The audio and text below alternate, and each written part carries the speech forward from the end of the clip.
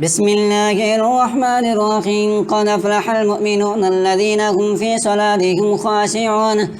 والذين هم عن اللغو معرضون والذين هم للزكاة فاعلون والذين هم لفروجهم حافظون إلا على أزواجهم أو ما ملكت أيمانهم فإنهم غير ملومين. فمن ابتغى وراء ذلك فأولئك هم العادون والذين هم لأماناتهم وعهدهم راعون والذين هم على صلواتهم يحافظون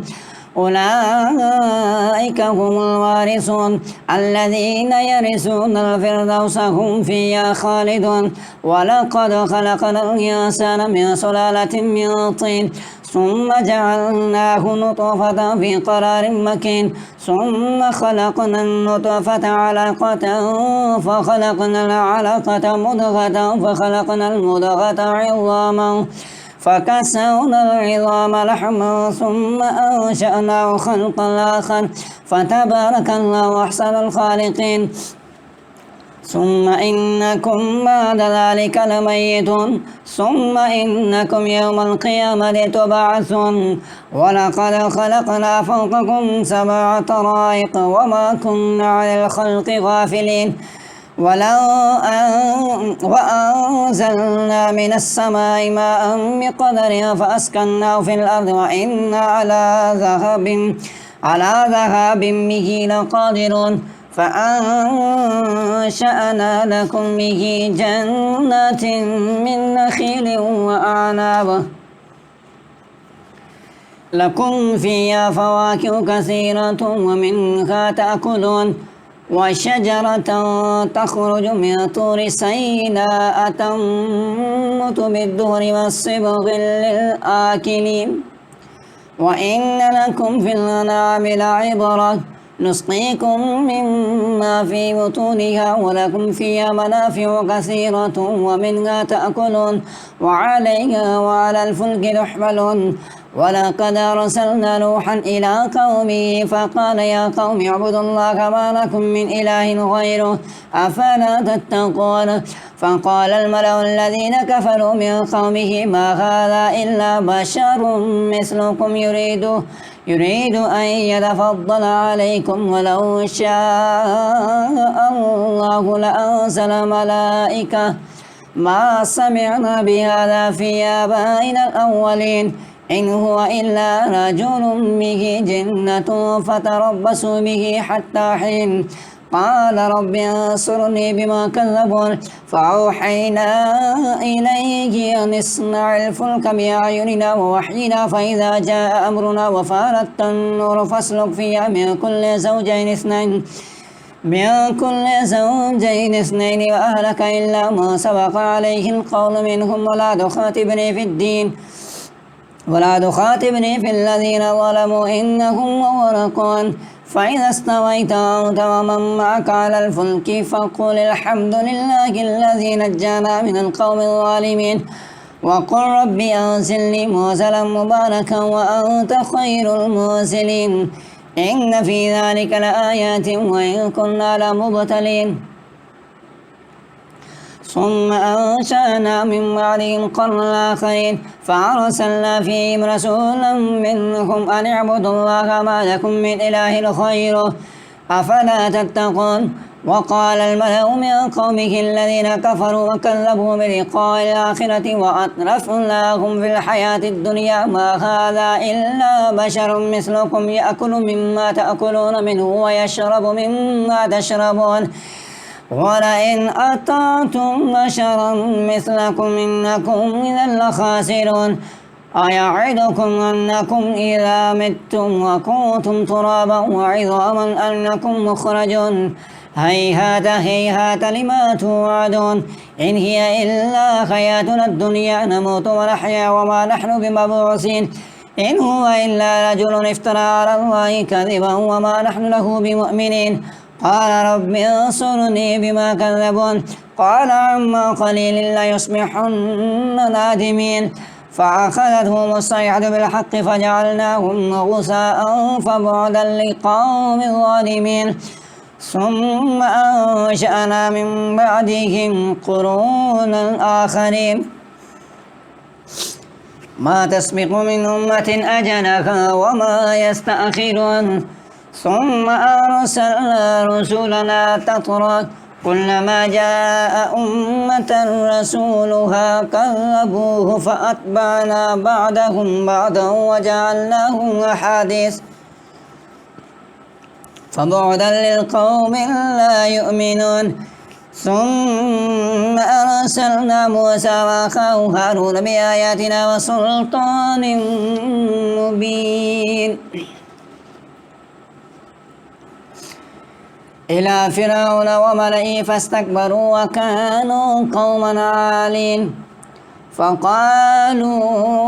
أنؤمن لبشرين مثلنا وقومهما لنا عابدون فكذبوهما فكانوا من المهلكين ولقد آتينا موسى الكتاب لعلكم يهتدون وجعلنا ابن مريم وأمه آية وآويناهما إلى ربوة ذات قرار ومعين يا أيها الرسل كلوا من الطيبات واعملوا صالحا إني بما تعملون عليم وإن هذه أمتكم أمة واحدة وأنا ربكم فاتقون فتقطعوا أمرهم بينهم زبرا كل حزب بما لديهم فرحون فذرهم في غمرتهم حتى حين أيحسبون أن ما نمدهم به من مال وبنين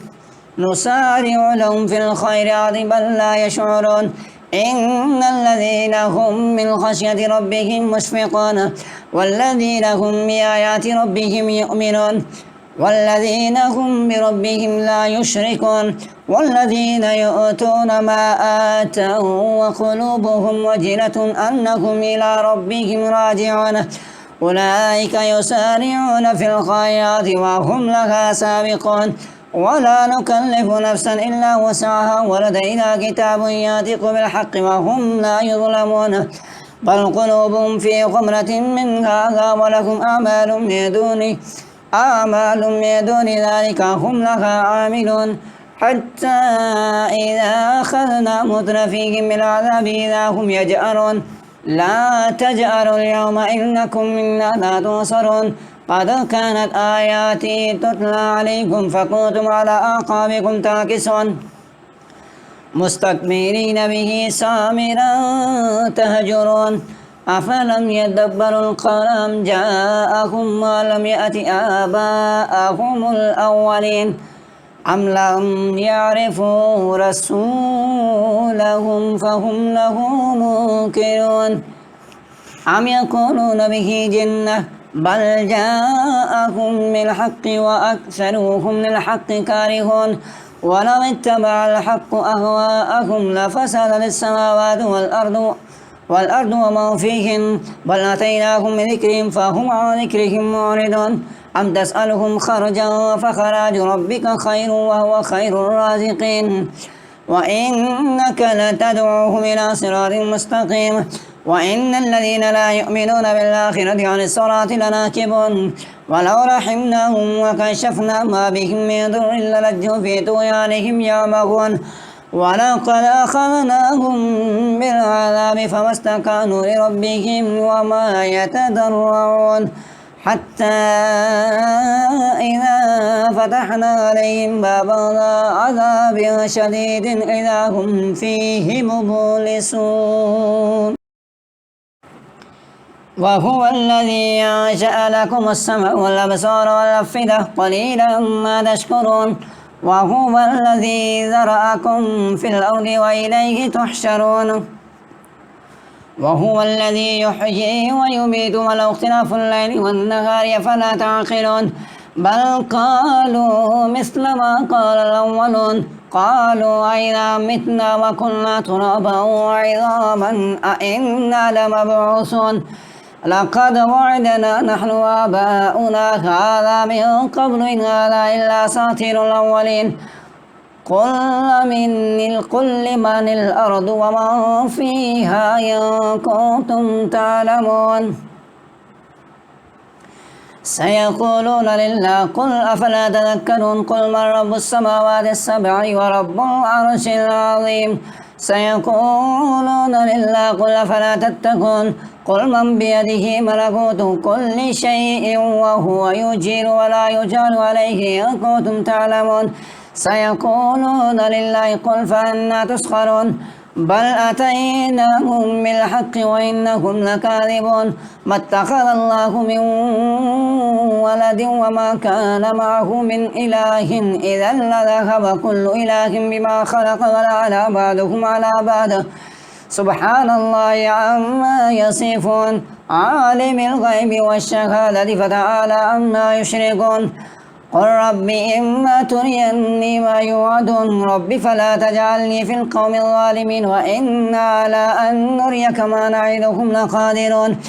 ادفع بالذي هي أحسن السيئة نحن أعلم بما يصفون وقل رب أعوذ بك من همزات الشياطين وأعوذ بك رب أن يحضرون حتى إذا جاء أحدهم الموت قال رب ارجعون لعلي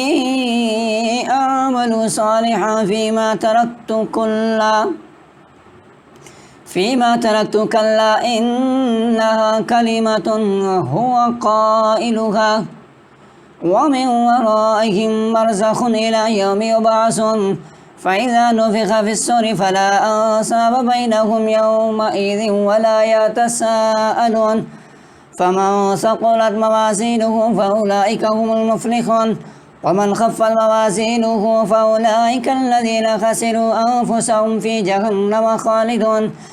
تلفح وجوههم النار وهم فيها كالحون ألم تكن آياتي تتلى عليكم فكنتم بها تكذبون قالوا ربنا غلبت علينا شقوتنا وكنا قوما ضالين ربنا أخرجنا منها فإن عدنا فإنا ظالمون قال اخسئوا فيها ولا تكلمون إنه كان فريق من عبادي يقولون ربنا آمنا فاغفر لنا وارحمنا وأنت خير الراحمين فاتخذتموهم سخريا حتى أنسوكم ذكري وكنتم منهم تضحكون إني جزيتهم اليوم بما صبروا أنهم هم الفائزون قال كم لبثتم في الأرض عدد سنين قالوا لبثنا يوما أو بعد يوم فاسأل العادين قال إن لبثتم إلا قليلا لو أنكم كنتم تعلمون أفحسبتم أنما خلقناكم عبثا وأنكم إلينا لا ترجعون فتعالى الله الملك الحق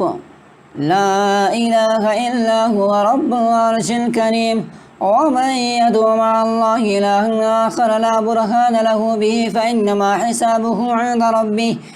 إنه لا يفلح الكافرون وقل رب اغفر وارحم وأنت خير الراحمين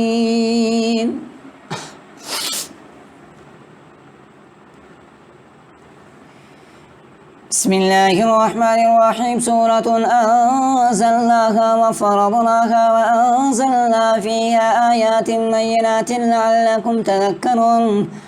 الزانية والزاني فاجلدوا كل واحد منهما 100 جلدة ولا تأخذكم بهما رأفة في دين الله إن كنتم تؤمنون بالله واليوم الآخر وليشهد عذابهما طائفة من المؤمنين الزاني لا ينكح إلا زانية أو مشركة والزانية لا ينكحها إلا زان أو مشرك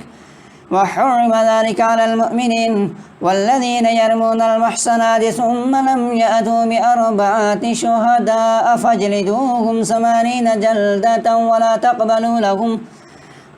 تقبلوا لهم شهادة أبدا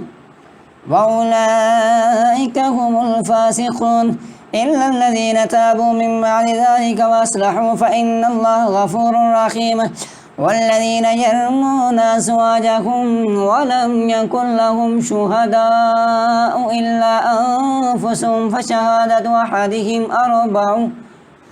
أربع شهادات بالله إنه لمن الصادقين والخامسة أن لعنة الله عليه إن كان من الكاذبين ويدرأ عنك العذاب أن تشهد أربع شهادات بالله إنه لمن الكاذبين والخامسة أن غضب الله عليها إن كان من الصادقين ولولا فضل الله عليكم ورحمته وأن الله تواب حكيم إن الذين جاءوا بالإفك عصبة منكم لا تحسبوه شرا لكم بل هو خير لكم لكل امرئ منهم ما اكتسب من الإثم والذي تولى كبره منهم له عذاب عظيم لولا إذ سمعتموه ظن المؤمنون والمؤمنات بأنفسهم خيرا وقالوا هذا إفك مبين لولا جاءوا عليه بأربعة شهداء فإذا لم يأتوا بالشهداء فأولئك عند الله هم الكاذبون ولولا فضل الله عليكم ورحمته في الدنيا والآخرة لمسكم فيما أفضتم فيه عذاب عظيم إذ تلقونه بألسنتكم وتقولون بأفواهكم ما ليس لكم به علم وتحسبونه هينا وهو عند الله عظيم ولولا إذ سمعتموه قلتم ما يكون لنا أن نتكلم بهذا سبحانك هذا بهتان عظيم يعظكم الله أن تعودوا لمثله أبدا إن كنتم مؤمنين ويبين الله لكم الآيات والله عليم حكيم إن الذين يحبون أن تشيع الفاحشة في الذين آمنوا لهم عذاب أليم في الدنيا والآخرة والله يعلم وأنتم لا تعلمون ولولا فضل الله عليكم ورحمته وأن الله رؤوف رحيم يا أيها الذين آمنوا لا تتبعوا خطوات الشيطان ومن يتبع خطوات الشيطان فإنه يأمر بالفحشاء والمنكر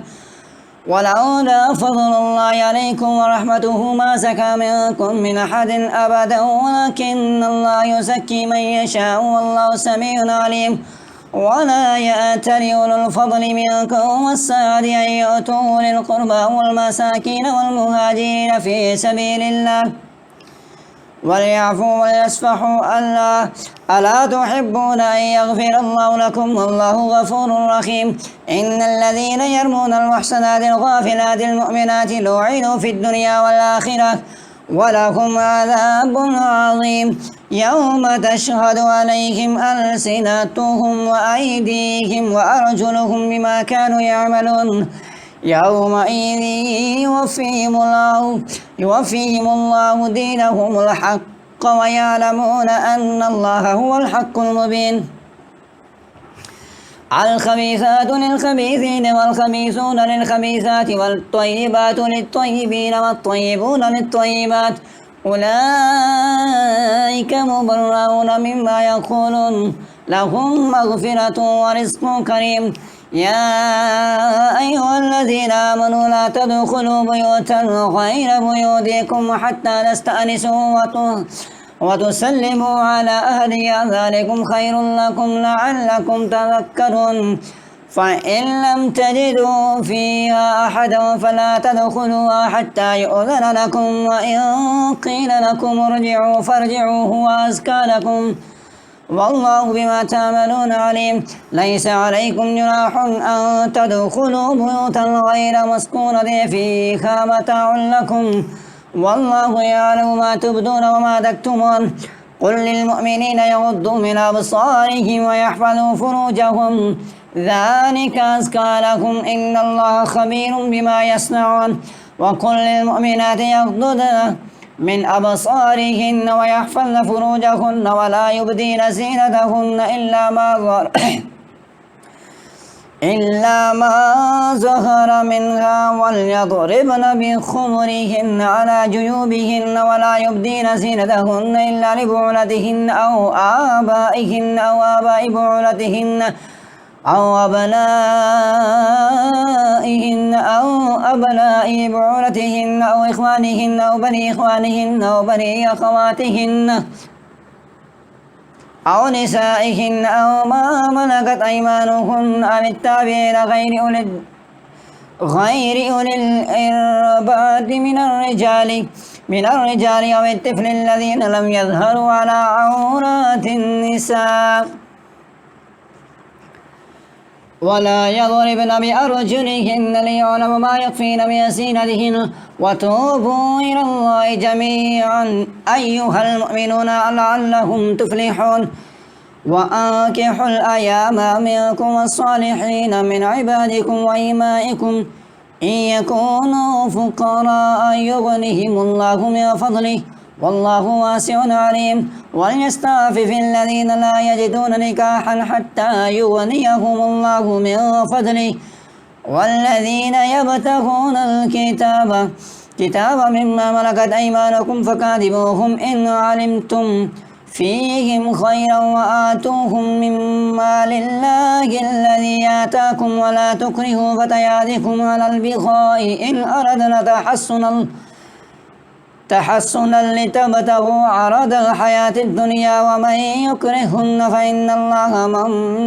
من بعد إكراههن غفور رحيم ولقد أنزلنا إليكم آيات مبينات ومثلا من الذين خلوا من قبلكم وموعظة للمتقين الله نور السماوات والأرض مثل نوره كمشكاة فيها المصباح في زجاجة الزجاجة كأنها كوكب دري يوقد من شجرة مباركة زيتونة لا شرقية ولا غربية يكاد زيتها يضيء ولو لم تمسسه نار نور على نور يهدي الله لنوره من يشاء ويضرب الله الأمثال للناس والله بكل شيء عليم في بيوت أذن الله أن ترفع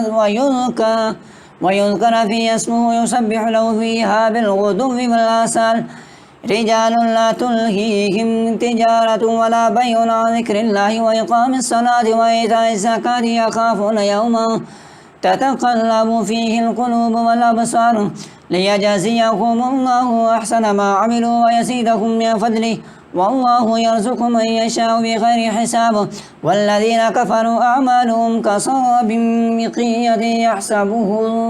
يحسبه الظمآن ماء حتى إذا جاءه لم يجده شيئا ووجد الله عنده فوفاه حسابه والله سريع الحساب أو كظلمات في بحر لجي يغشاه موج من فوقه سحاب ظلمات بعضها فوق بعض إذا أخرج يده لم يكد يراها ومن لم يجعل الله له نورا فما له من نور ألم تر أن الله يسبح له ما في السماوات والأرض والطير صافات كل قد علم صلاته وتسبيحه والله عليم بما يفعلون ولله ملك السماوات والأرض وإلى الله المصير ألم تر أن الله يزجي سحابا ثم يؤلف بينه ثم يجعله ركاما فترى الودق يخرج من خلاله وينزل من السماء من جبال فيها من برد فيصيب به من يشاء ويصرفه عن من يشاء يكاد سنا برقه يذهب بالأبصار يقلب الله الليل والنهار إن في ذلك لعبرة لأولي الأبصار والله خلق كل دابة من ماء فمنهم من يمشي على بطنه ومنهم من يمشي على رجلين ومنهم من يمشي على أربع يخلق الله ما يشاء إن الله على كل شيء قدير لقد أنزلنا آيات مبينات والله يهدي من يشاء إلى صراط مستقيم ويقولون آمنا بالله وبالرسول وأطعنا ثم يتولى فريق منهم من بعد ذلك وما أولئك بالمؤمنين وإذا دعوا إلى الله ورسوله ليحكم بينهم إذا فريق منهم معرضون وإن يكن لهم الحق يأتون إليه مذعنين أفي قلوبهم مرض أم ارتابوا أم يخافون أن يحيف الله عليهم ورسوله بل أولئك هم الظالمون إنما كان قول المؤمنين إذا دعوا إلى الله ورسوله ليحكم بينهم أن يقولوا سمعنا وأطعنا وأولئك هم المفلحون ومن يطع الله ورسوله ويخشى الله ويتقه فأولئك هم الفائزون وأقسموا بالله جهد أيمانهم لئن أمرتهم ليخرجن قل لا تقسموا طاعة معروفة إن الله خبير بما تعملون قل أطيعوا الله وأطيعوا الرسول فإن تولوا فإنما عليه ما حمل وعليكم ما حملتم وإن تطيعوه تهتدوا وما على الرسول إلا البلاغ المبين وعد الله الذين آمنوا منكم وعملوا الصالحات ليستخلفنهم في الأرض كما استخلف الذين من قبلهم ولا يمكنن لهم دينهم الذي ارتضى لهم ولا يبدلنهم من بعد خوفهم أمنا يعبدونني لا يشركون بي شيئا ومن كفر بعد ذلك فأولئك هم الفاسقون وأقيموا الصلاة وآتوا الزكاة وأطيعوا الرسول لعلكم ترحمون لا تحسبن الذين كفروا معجزين في الأرض ومأواهم النار ولبئس المصير يا أيها الذين آمنوا ليستأذنكم الذين ملكت أيمانكم والذين لم يبلغوا الحلم منكم ثلاث مرات من قبل صلاة الفجر وحين تدعون ثيابكم من الظهيرة ومن بعد صلاة العشاء ثلاث عورات لكم ليس عليكم ولا عليهم جناح بعدهن طوافون عليكم بعضكم على بعض كذلك يبين الله لكم الآيات والله عليم حكيم وإذا بلغ الأطفال منكم الحلم فليستأذنوا كما استأذن الذين من قبلهم كذلك يبين الله لكم آياته والله عليم حكيم والقواعد من النساء اللاتي لا يرجون نكاحا فليس عليهن جناح أن يضعن ثيابهن غير متبرجات بزينة وأن يستعففن خير لهن والله سميع عليم ليس على الأعمى حرج ولا على الأعرج حرج ولا على المريض حرج ولا على أنفسكم أن تأكلوا من بيوتكم أو بيوت آبائكم أو بيوت أمهاتكم أو بيوت إخوانكم أو بيوت أخواتكم أو بيوت أعمامكم أو بيوت عماتكم أو بيوت أخوالكم أو بيوت خالاتكم أو بيوت خالاتكم أو ما ملكتم مفاتحه أو صديقكم ليس عليكم جناح أن تأكلوا جميعا أو أشتاتا فإذا دخلتم بيوتا فسلموا على أنفسكم تحية من عند الله مباركة طيبة كذلك يبين الله لكم الآيات لعلكم تعقلون إنما المؤمنون الذين آمنوا بالله ورسوله وإذا كانوا معه على أمر جامع لم يذهبوا حتى يستأذنوا إن الذين يستأذنونك أولئك الذين يؤمنون بالله ورسوله فإذا استأذنوك لبعض شأنهم فإذا لمن شئت منهم واستغفر لهم الله إن الله غفور رحيم لا تجعلوا دعاء الرسول بينكم كدعاء بعضكم بعضا قد يعلم الله الذين يتسللون منكم لواذا فليحذر الذين يخالفون عن أمره أن تصيبهم فتنة أو يصيبهم عذاب أليم ألا إن لله ما في السماوات والأرض قد يعلم ما أنتم عليه ويوم يرجعون إليه فينبئهم بما عملوا والله بكل شيء عليم. بسم الله الرحمن الرحيم. تبارك الذي نزل الفرقان على عبده ليكون للعالمين نذيرا الذي له ملك السماوات والأرض ولم يتخذ ولدا ولم يكن له شريك في الملك وخلق كل شيء فقدره تقديرا واتخذوا من دونه آلهة لا يخلقون شيئا وهم يخلقون ولا يملكون لأنفسهم ضرا ولا نفعا ولا يملكون موتا ولا حياة ولا نشورا. وقال الذين كفروا إن هذا إلا إفك افتراه وأعانه عليه قوم آخرون فقد جاءوا ظلما وزورا. وقالوا أساطير الأولين اكتتبها فهي تملى عليه بكرة وأصيلا. قل أنزله الذي يعلم السر في السماوات والأرض إنه كان غفورا رحيما. وقالوا ما لهذا الرسول يأكل الطعام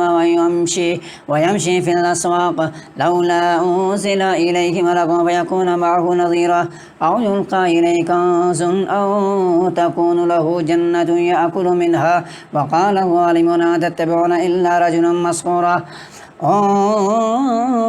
انظر كيف ضربوا لك الأمثال فضلوا فلا يستطيعون سبيلا. تبارك الذي إن شاء جعل لك خيرا من ذلك جنات تجري من تحتها الأنهار ويجعل لك قصورا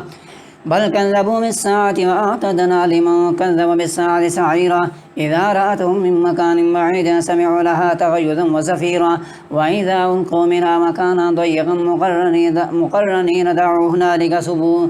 هنالك سبورا لا تدعوا اليوم سبورا واحدا وادعوا سبورا كثيرا. قل أذلك خير أم جنة الخلد التي وعد المتقون كانت لهم جزاء ومصيرا لهم فيها ما يشاءون خالدين كان على ربك وعدا مسؤولا. ويوم يحشرهم وما كان يعبدون من دون الله فيقول أأنتم أضللتم عبادي هؤلاء أم هم ضلوا السبيل قالوا سبحانك ما كان ينبغي لنا أن نتخذ من دونك من أولياء ولكن متعتهم وآباءهم حتى نسوا الذكر وكانوا قوما بورا. فقد كذبوكم بما تقولون فما تستطيعون صرفا ولا نصرا ومن يظلم منكم نذقه عذابا كبيرا. وما أرسلنا قبلك من المرسلين إلا إنهم ليأكلون الطعام ويمشون في الأسواق وجعلنا بعضكم لبعض فتنة أتصبرون وكان ربك بصيرا.